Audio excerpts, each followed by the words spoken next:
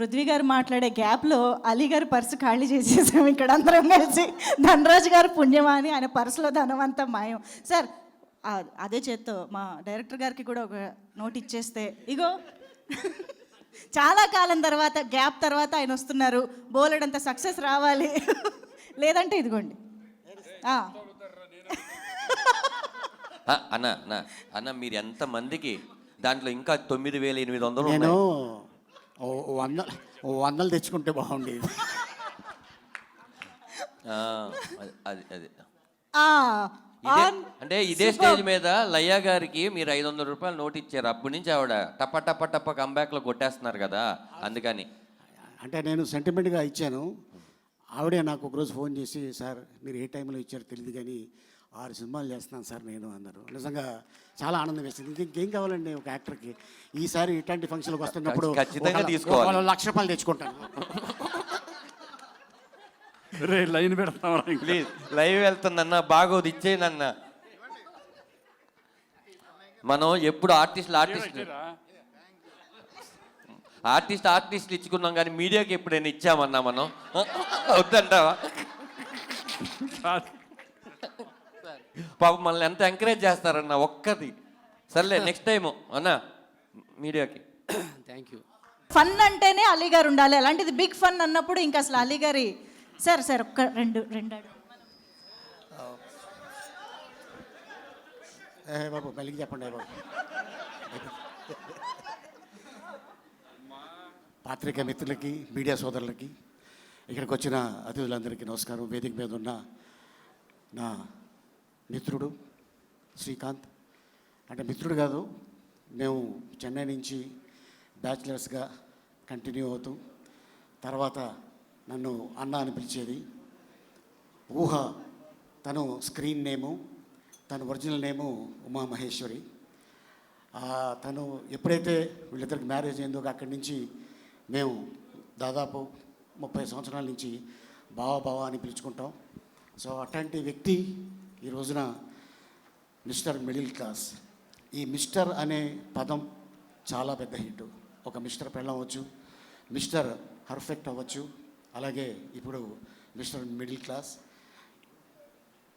ఇండస్ట్రీలో ఎంతమంది middle class ఉన్నారో నాకు తెలియదు కానీ ఈ వేది సాక్షిగా చెప్తా, నేను కూడా ఒక మిడిల్ క్లాసే. ఆ మిడిల్ క్లాస్ నుంచి వచ్చే ఇండస్ట్రీలో ఇంత గొప్పవాడిని అయ్యాను. అండ్ అంతేకాకుండా అలాగే నాగేష్ రెడ్డి, తను యమలీల సినిమా మా గురుగారు ఎస్వి కృష్ణారెడ్డి గారి దగ్గర వర్క్ చేసి డైరెక్టర్గా 16 అని ఎప్పుడైతే ఆ టైటిల్ పెట్టి తను హిట్ ఇచ్చాడో, 16 తర్వాత వచ్చేదే 17, అది రేపు రిలీజ్ అవుతుంది. 17th రోజున 7 దాంట్లో ఉంది కాబట్టి మనం ముద్దుగా స్వామిని పిలుచుకుంటాం, ఏడుకొండల స్వామి. ఆ 7 కూడా దాంట్లో ఉంది కాబట్టి ఈ సినిమా పెద్ద హిట్ అవుతుంది. అండ్ అంతేకాకుండా అన్న రాజేంద్ర ప్రసాద్ గారికి కొంచెం హెల్త్ బాగాలేదు కాబట్టి వెళ్ళిపోయారు. ఆయన ఈ వేదిక మీద ఉండగానే ఒక మాట చెప్దాం అనుకున్నా. ఆయనకి ఈ వేషం రావడం నిజంగా భగవంతుడు ఆయనకి ఇచ్చిన ఒక ఆస్తి. అది ఏంటంటే, ఎంతమంది యాక్టర్స్కి కొండ మీద వసతి గృహం ఉందో లేదో తెలీదు. రాజేంద్ర ప్రసాద్ గారు గవర్నమెంట్ తోటి రిక్వెస్ట్ చేసి ఒక స్థలం తీసుకొని తిరుపతి కొండ పైన ఒక గెస్ట్ హౌస్ కట్టుకున్నారు. ఎవరైనా చుట్టాలు వెళ్ళినా, ఫ్రెండ్స్ వెళ్ళినా, తెలిసిన వాళ్ళు వెళ్ళినా ఉండటానికి. సో అట్లాంటిది ఆ కొండపైన ఆయన కట్టుకున్నాడు కాబట్టి ఈ వేషం ఆయనే పంపించాడేమో అని నేనే అనుకుంటున్నాను. అది నాగేశ్వరరెడ్డి రూపంలో. ఎందుకంటే ఇండస్ట్రీలో చాలామంది ఉన్నారు, చేయగలరు, కెపాసిటీ ఉంది, కానీ రాజేంద్ర ప్రసాద్ గారికి ఎందుకు వెళ్ళింది అన్న? ఈరోజు చెప్తున్నాను, కొన్ని క్యారెక్టర్లకి కొంతమంది సూట్ అవుతారు. అది నందమూరి తారక రామారావు గారు ఒక వెంకటస్వామి గెటప్ వేసిన, అలాగే అన్నమయ్యలో సుమన్ గారు. మరి ఈరోజు ఈ సినిమాలో ఈ గెటప్ నువ్వు వేయటం నిజంగా అది నీ అదృష్టం అన్న. గతంలో అయితే డాక్టర్ రాజేంద్ర ప్రసాద్ లేకపోతే నటకిరీటి రాజేంద్ర ప్రసాద్ అనేవారు, కానీ ఇప్పుడు పద్మశ్రీ డాక్టర్ నటకిరీటి రాజేంద్ర ప్రసాద్. సో నిజంగా అవార్డు రావటం నీకు ఈ రోజున మళ్ళీ ఆ సినిమా రేపు 17th రోజున రిలీజ్ అవటం నిజంగా అది అదృష్టంగా భావిస్తున్నాను. అలాగే నాగేష్ రెడ్డి తోటి దాదాపు ఒక హాఫ్ డజన్ సినిమాలు నేను తన డైరెక్షన్లో యాక్ట్ చేసి ఉంటాను. అండ్ అలాగే లయ ఈ రోజున తను కర్ణాటకలో ఎక్కడో షూటింగ్ చేస్తుంది. అయినా కూడా తను ఎంత అద్భుతంగా చేసిందంటే అసలు చాలా అద్భుతంగా చేసింది.